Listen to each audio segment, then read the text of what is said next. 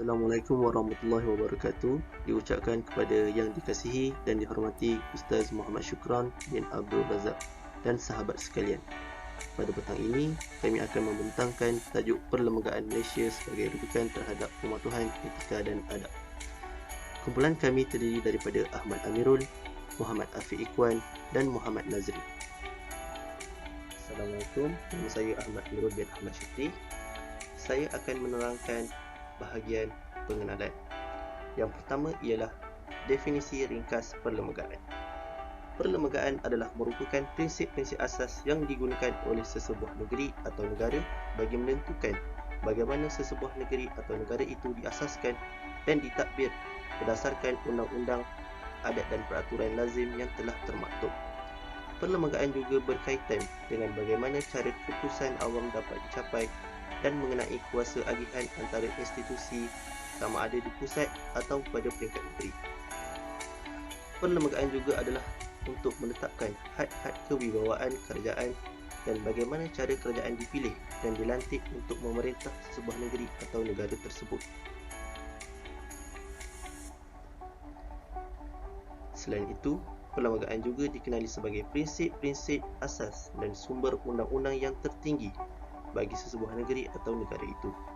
Kewujudan perlembagaan ini adalah bertujuan untuk menyelaraskan cara pemerintahan dalam sesebuah negeri atau negara tersebut. Selain itu, ia juga berperanan sebagai garis panduan yang digunakan untuk membentuk sesuatu undang-undang sama ada di pihak pemerintah ataupun rakyat. Perlembagaan juga bertujuan untuk memberikan jaminan dan perlindungan kepada rakyat. Seterusnya, yang kedua ialah konsep perlembagaan sebagai rujukan terhadap pematuhan etika dan adab. Okey, Perlembagaan Malaysia adalah merupakan sumber undang-undang yang tertinggi dalam negara Malaysia. Perlembagaan Malaysia juga dianggap sebagai panduan untuk mengatur dan menyelaras pemerintahan dalam negara Malaysia. Ia juga berperanan sebagai panduan dan rujukan dalam membentuk undang-undang sama ada bagi kerajaan ataupun rakyat. Secara umumnya, perlembagaan dapat dibahagikan kepada dua jenis, iaitu perlembagaan bertulis dan tidak bertulis. Perlembagaan di Malaysia adalah merupakan perlembagaan bertulis. Perlembagaan bertulis merujuk kepada undang-undang atau peraturan yang telah disusun khas dalam satu enactment dokumen. Semua badan perundangan, kehakiman dan eksekutif yang ada di Malaysia telah mendapat kuasa daripada perlembagaan.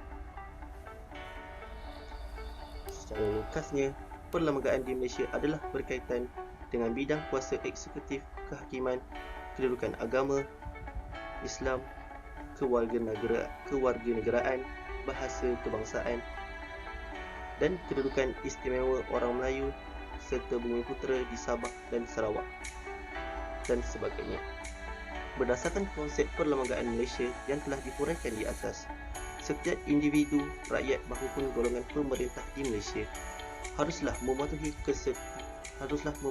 keluhuran undang-undang yang telah ditetapkan. Hal ini kerana undang-undang tersebut sudah termaktub dalam Perlembagaan Malaysia dan tidak ada satu pun daripada mana-mana institusi di Malaysia yang dapat mengatasi ketertinggian Perlembagaan Malaysia ini. Saya Muhammad Nazri bin Halamin. Di sini saya akan menerangkan tentang objektif kajian kami. Objektif kajian yang pertama ialah untuk menentukan hak kebebasan bersuara dalam konteks hak kebebasan beragama di Malaysia. Objektif yang kedua ialah membebaskan hak asasi manusia, nilai dan etika dalam kehidupan yang harmoni. Dan objektif yang ketiga ialah membincangkan nilai-nilai yang perlu ada dalam diri masyarakat majmuk di Malaysia. Permasalahan yang timbul berdasarkan objektif kajian kami ialah isu penyebaran agama lain di kalangan umat Islam. Perlembagaan Persekutuan Malaysia menjamin kebebasan beragama. Kebebasan beragama ini meliputi hak untuk menganuti, mengamalkan dan menyebarkan.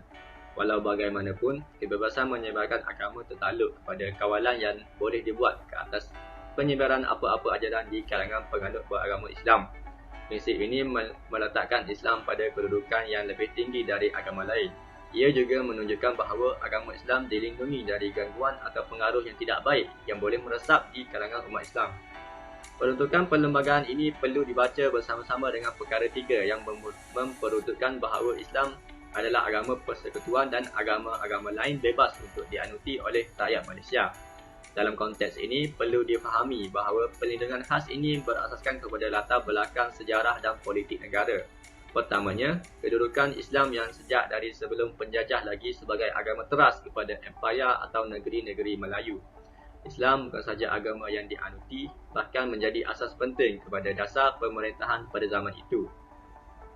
Selain itu, peranan penjajah dari agama berbeza juga merupakan ancaman kepada penduduk Islam. Oleh yang demikian, perlindungan khas sedemikian akan dapat mengukuhkan peranan Islam sebagai agama utama dalam negara.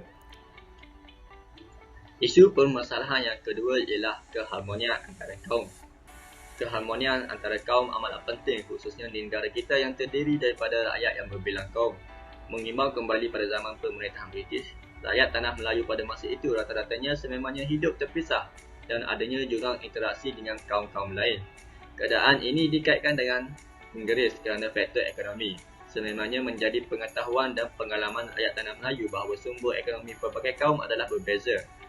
Contohnya, orang Cina kebanyakannya di lombong-lombong, orang India di estate-estate, manakala orang Melayu sebagai nelayan dan tinggal di kawasan berhampiran sungai atau pesisiran pantai. Keadaan tersebut menyempitkan lagi ruang untuk berinteraksi sesama kaum. Hubungan antara kaum ini semacam terhalang oleh sesuatu. Petikan ini dipetik daripada ucapan Tengku Abdul Hamid pada tahun 1980. Haruslah diingat bahawa sejak beberapa keturunan dulu, ketiga-tiga kaum ini menjalani kehidupan yang berlainan. Hidup bersama-sama di bumi yang sama tetapi secara berasingan. Semuanya masa dari rukun dasar penjajahan, bahagi dan perintah. Ungkapan di atas menunjukkan bahawa setelah beberapa keturunan di bawah, pemerintahan Inggeris yang menggambarkan dasar pecah dan perintah, tugas untuk menyatu padukan rakyat yang berbilang kaum menjadi sukar. Inilah yang dikatakan sebagai punca untuk mewujudkan keharmonian kaum sukar dicapai.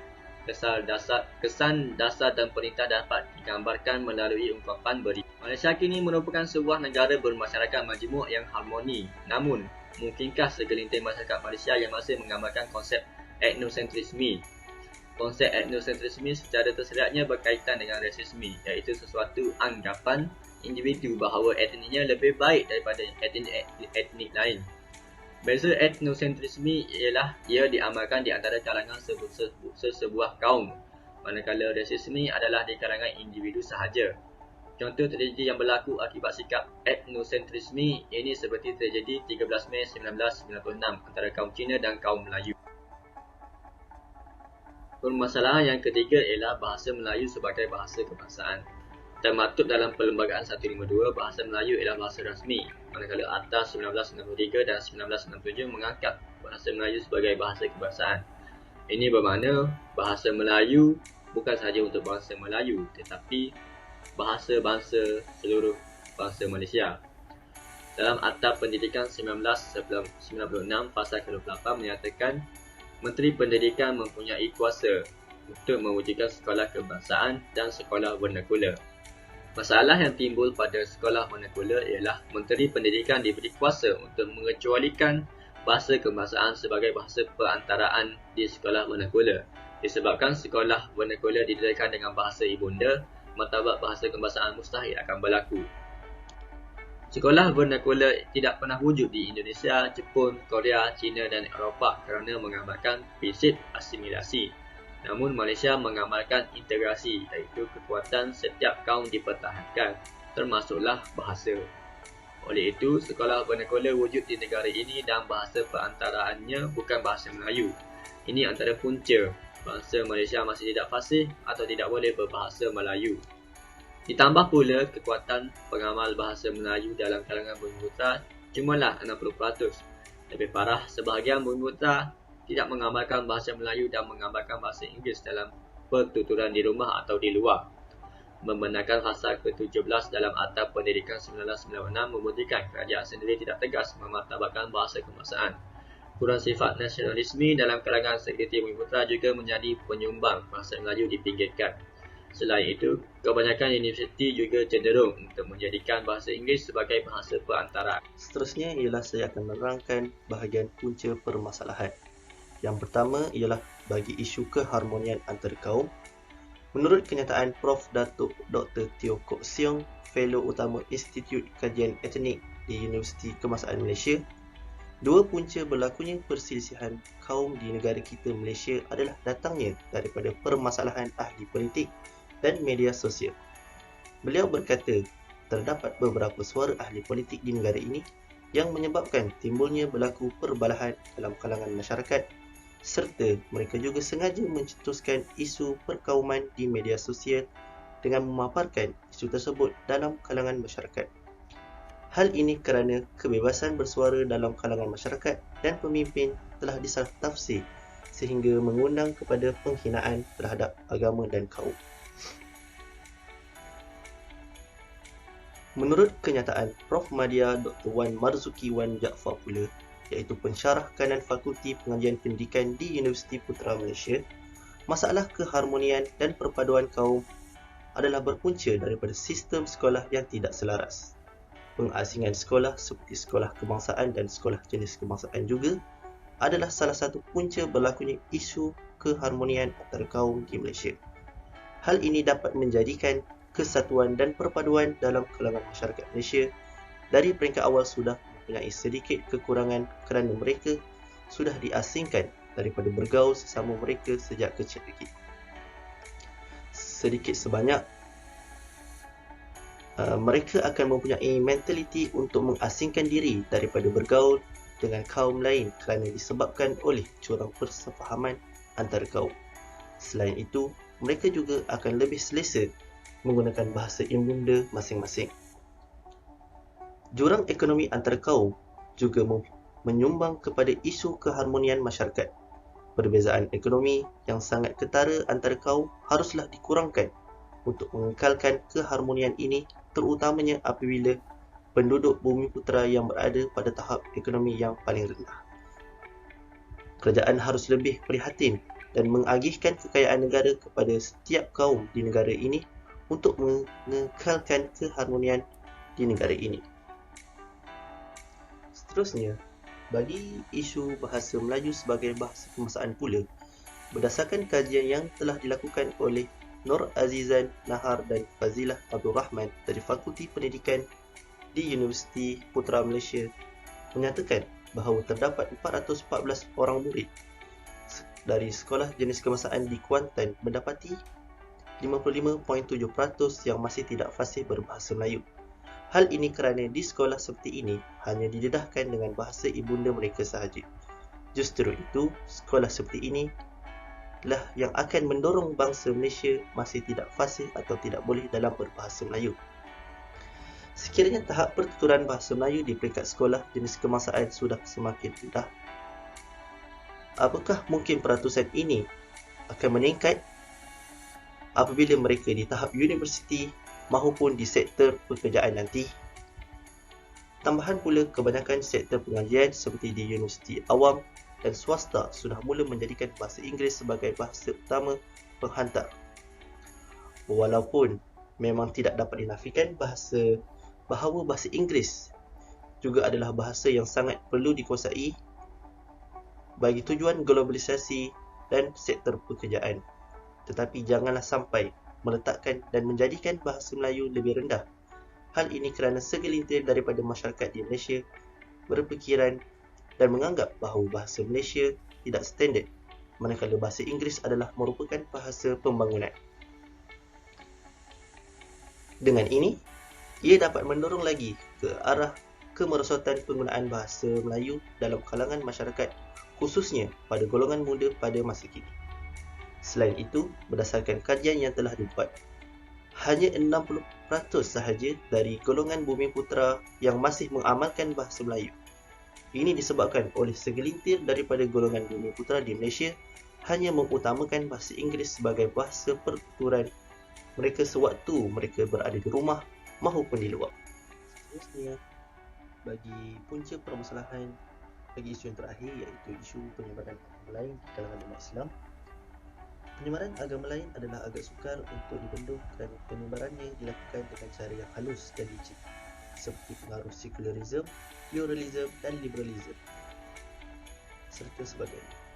Untuk membungtakkan pengaruh agama Islam yang taat adalah sukar, tetapi untuk melemahkan umat Islam atau meletakkan umat Islam dalam keadaan yang syirik adalah mudah sekiranya umat itu kurang ilmu agama.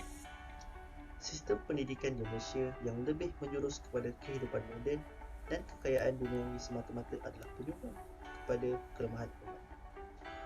Walaupun pendidikan agama diajar dalam sistem pendidikan, tetapi ianya lebih berlegar di sekitar ilmu syariat, iaitu lebih dikenal sebagai ilmu fiqh. Walaupun ilmu syariat itu sangat ditekankan, tapi berapa ramaikah yang berpegang serta taat kepada syariat?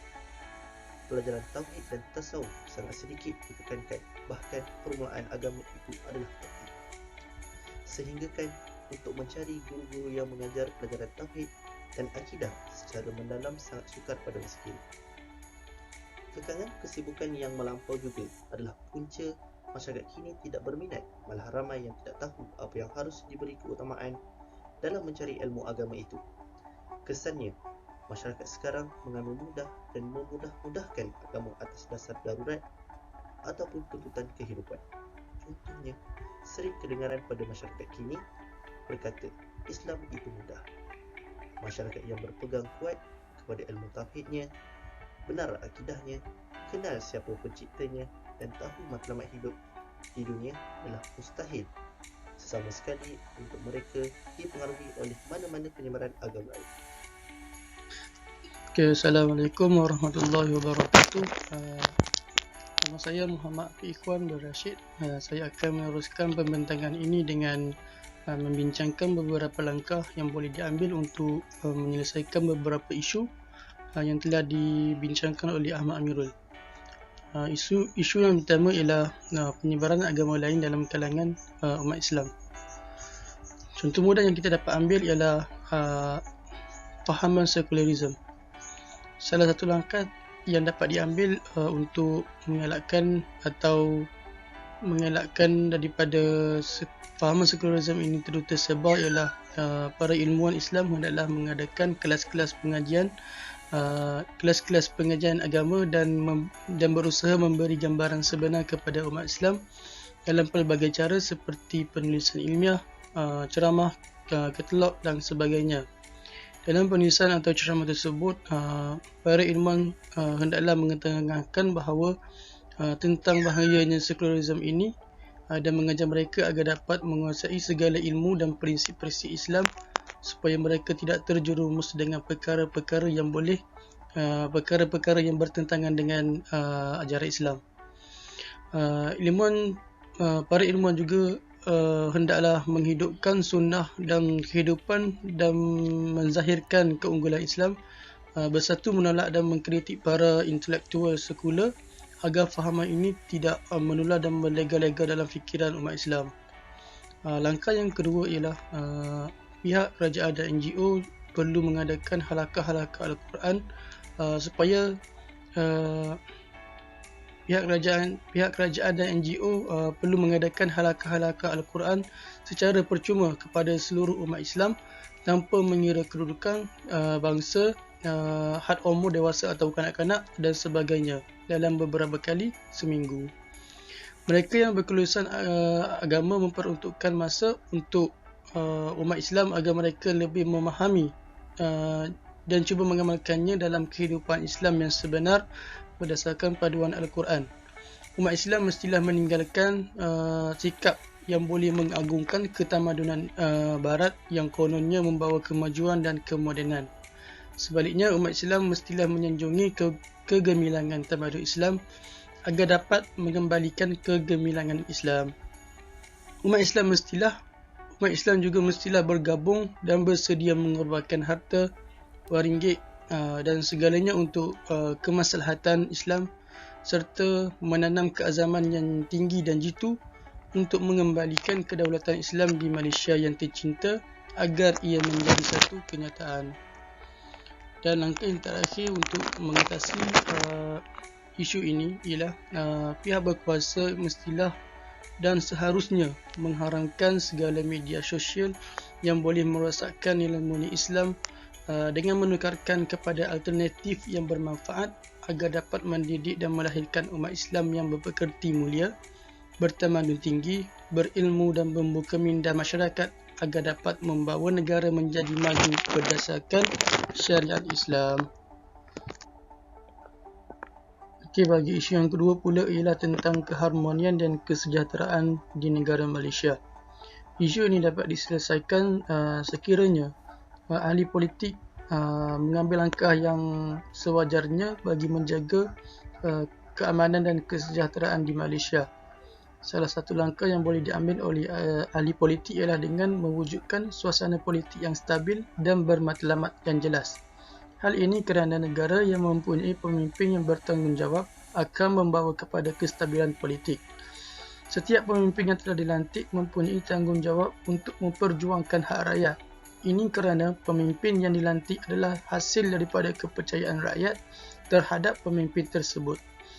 Oleh itu, pemimpin mempunyai amanah yang besar yang harus dipikul agar dapat membuatkan negara berada dalam keadaan yang sejahtera.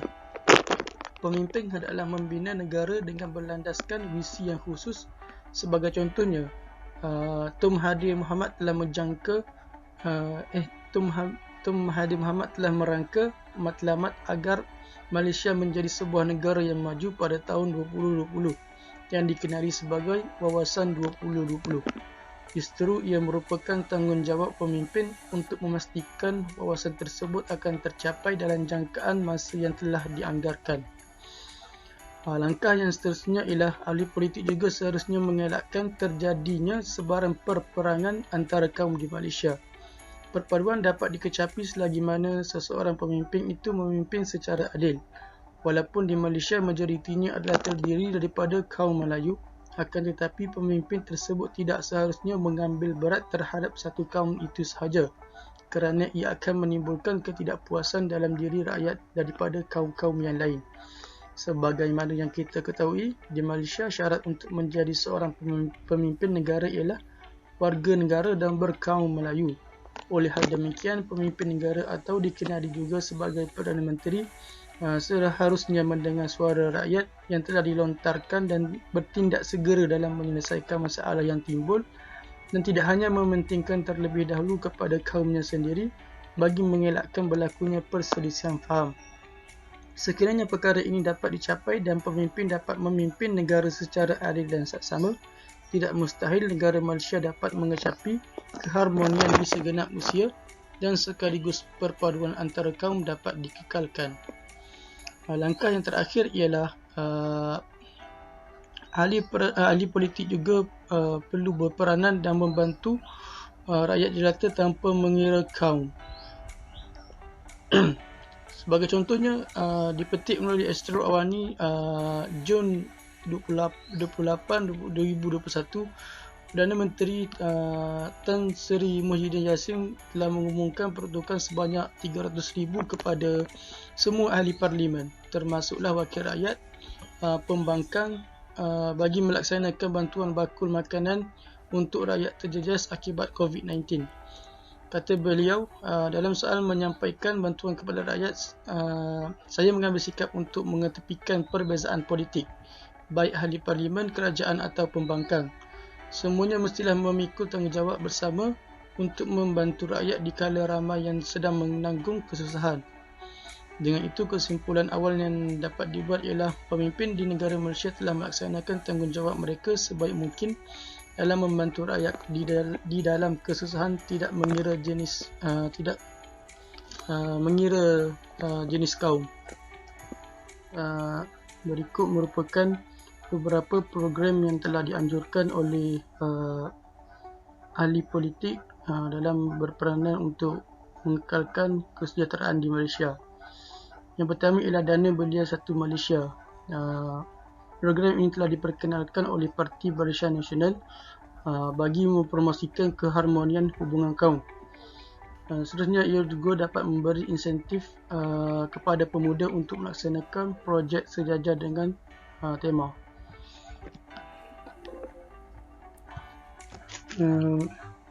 Program yang kedua pula ialah Fund Malaysia for Youth atau juga dikenali sebagai IM4U.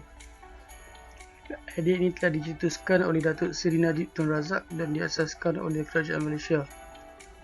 Program ini adalah untuk menggalakkan penyertaan para belia dalam aktiviti kemasyarakatan di Malaysia.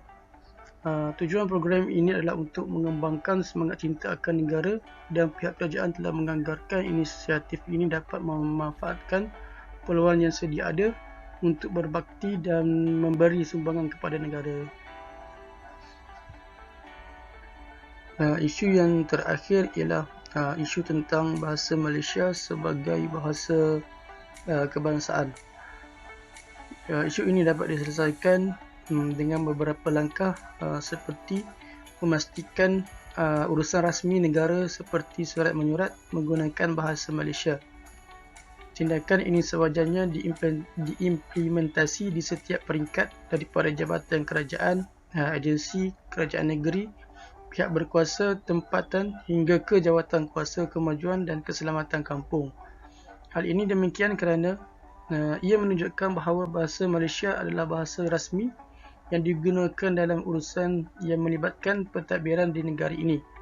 Terdapat sebahagian daripada jabatan kerajaan dan agensi yang lebih gemar menggunakan bahasa Inggeris dan komunikasi dan juga penjenamaan kempen dan sebagainya. Sifat nafsi ini boleh diibaratkan seperti kacang lupakan kulit kerana tindakan tersebut seolah-olah mengetepikan bahasa Malaysia yang membentuk pemikiran dan diri mereka pada asalnya.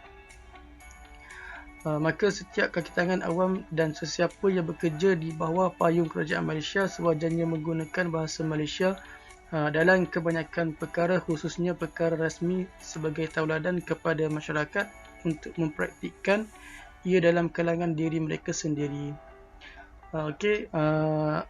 Langkah yang kedua pula ialah bahasa Malaysia boleh dimartabatkan ke peringkat lebih tinggi dengan menghapuskan sekolah vernacular.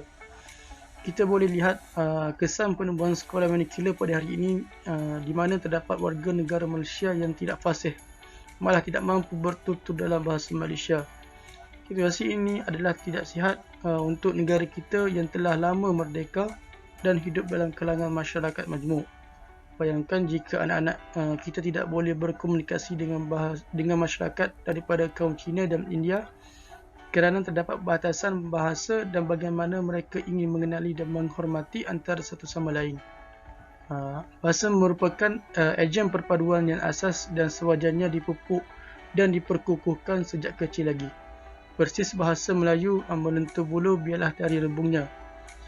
Intihannya, perpaduan antara kaum dan bangsa dalam negara masih lagi utuh, tetapi isu-isu rasisme masih menjadi polemik sehingga hari ini, dan negara menyatukan dan dengan menyatukan institusi persekolahan rendah, ia pasti dapat mencana perpaduan yang lebih kukuh.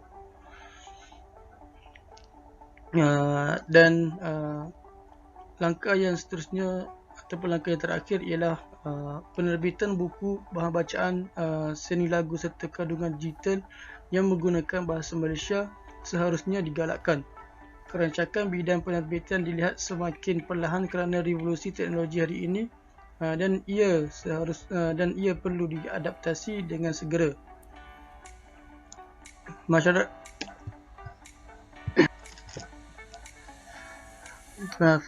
Masyarakat yang terdahulu disajikan dengan bait-bait sajak dan syair daripada karyawan-karyawan yang mampu menyuntik semangat diri dan negara. Namun perkara tersebut sudah tenggelam di kemajuan zaman. Masyarakat hari ini tidak lagi mempunyai wadah-wadah yang berilmu yang mampu melahirkan semangat cinta akan negara serta nilai-nilai murni yang lain. Sebaliknya, kita disajikan dengan drama dan hiburan yang hanya mengeluarkan tawa dan tidak membentuk minda masyarakat ke arah yang lebih baik. Persepsi dan budaya ini seharusnya disedari oleh semua pihak dan mula bertindak untuk mengubah kepada perkara yang lebih bermanfaat. Misalnya, masyarakat terdahulu di kawasan Pantai Timur mempunyai seni wayang kulit yang mengetengahkan isu-isu semasa dan memberi pengajaran kepada penonton yang menikmati seni warisan tersebut. Didaksinya, karya dan terbitan kreatif yang menggunakan bahasa ibunda kita akan lebih bermakna jika masyarakat mula menghargai dan menyokong karyawan-karyawan untuk terus menghasilkan wadah kepada masyarakat.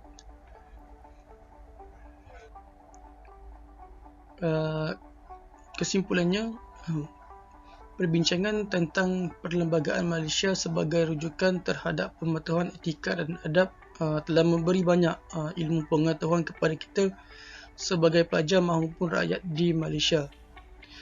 Hal ini kerana pengetahuan etika dan adab menerusi perlembagaan yang telah digubal membawa kepada persepakatan antara rakyat yang berbilang kaum dan sekaligus keharmonian akan lebih terjamin. Tambahan pula, negara Malaysia yang aman yang terdiri daripada berbilang kaum akan dipandang tinggi oleh negara-negara luar, bahkan sehingga ke pelosok dunia. Oleh hal demikian, perlembagaan Malaysia merupakan satu perkara yang penting perlu dipupuk dari setiap orang agar negara Malaysia dapat melahirkan rakyatnya yang tinggi nilai-nilai murni dan beretika. Perbincangan pada kali ini telah sampai ke penghujung perbincangan kita. Yang baik itu datang daripada Allah, dan yang buruk itu atau kekurangan itu merupakan kelemahan diri saya dan rakan-rakan saya yang lain. Okey, sekian, terima kasih.